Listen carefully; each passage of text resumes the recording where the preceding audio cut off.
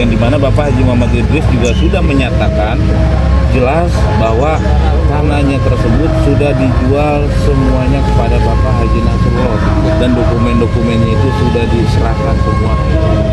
Tapi karena ada kesalahan administrasi, inilah yang harus ditempuh. Artinya yang harus ditempuh adalah gugatan di Pengadilan Negeri Tangerang. Ini yang sangat kita sayangkan. Beliau menunggu haknya sampai akhirnya beliau tutup usia. Berarti agenda pertama besok?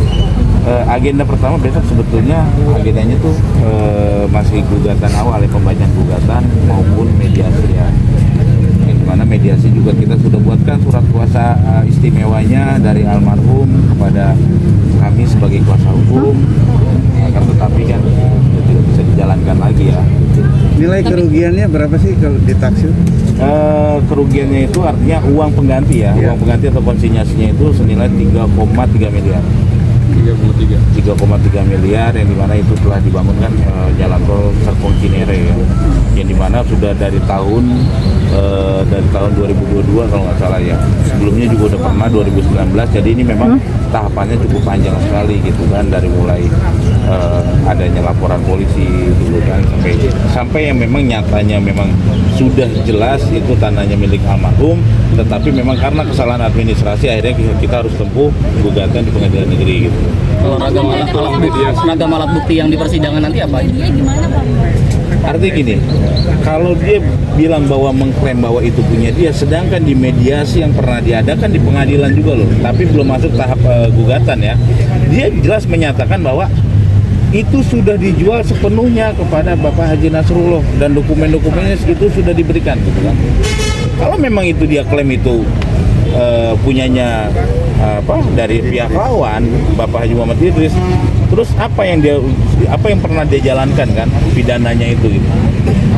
Jelas itu sudah jelas kan. Ini karena memang kesalahan administrasi dari di situ pada saat itu ada BPN, PUPR maupun pejabat pembuat komitmennya. Nah jadi inilah yang harus ditempuh karena kesalahan administrasi dari mereka gitu. Nah, ragam alat bukti yang disertakan di persidangan apa aja? Nantinya yang jelas ya secara garis besarnya satu masalah penyerahan ya, penyerahan maupun jual beli yang pernah dilakukan dari Haji Idris kepada Haji Nasrullah almarhum gitu kan. Terus jelas di surat surat dari kelurahan memang itu tanah memang milik dari almarhum Haji Nasrullah.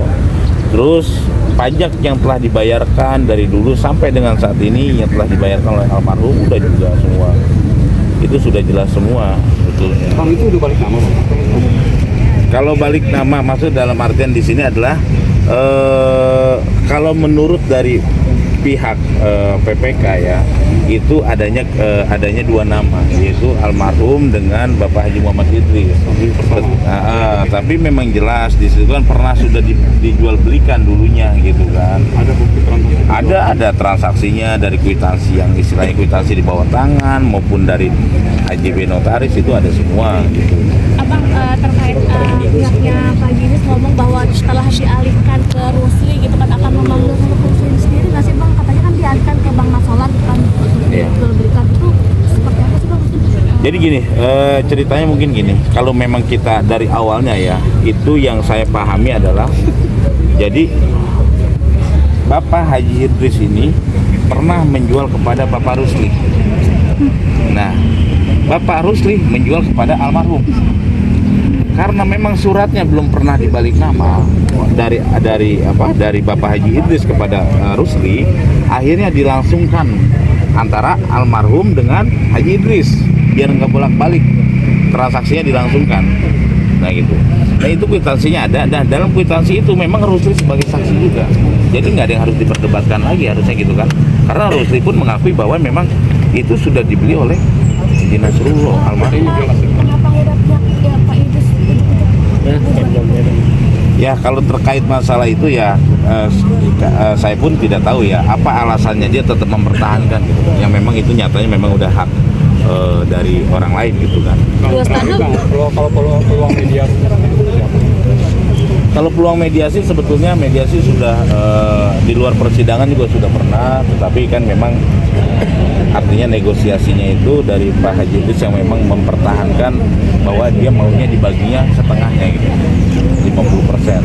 Bang, Ini kan Bang, luas tadi tanah yang Mbak Oneng disengketa bilang berapa? Luas tanahnya itu 1.300-an ya, kurang lebih segitu. 1.300. Bang Imam, ini kan katanya tadi Mbak Oneng sudah komunikasi dengan Dirut PT Jasa Marga. Sebelum Lebaran sudah selesai. Ya, memang alhamdulillah telah dibantu oleh Pak Tante Rike ya, Mbak Oneng juga. Ya harapan kita begitu. Tapi kan kalau kita ngomong secara hukum, ketika almarhum selaku pemberi kuasa telah meninggal, kan berarti kan kuasanya itu kan sudah tidak berlaku. Turunlah ke ahli waris. Berarti kan gugatan itu nantinya dari ahli waris. Berarti gugatan yang nantinya sidang di hari Rabu kan harus dibatalkan dulu gitu. Makanya kita tunggu dulu besok. Ya kalau memang ada ada mediasi yang menunjukkan kabar baik, positifnya ya alhamdulillah gitu kan. Dengan mempertimbangkan pastinya almarhum gitu kan. Tapi kan kalau memang pengadilan mengatakan bahwa ini memang harus ahli waris yang turun ya mau nggak mau harus dibuat lagi nanti ahli waris yang mengajukan gugatan gitu. Oke.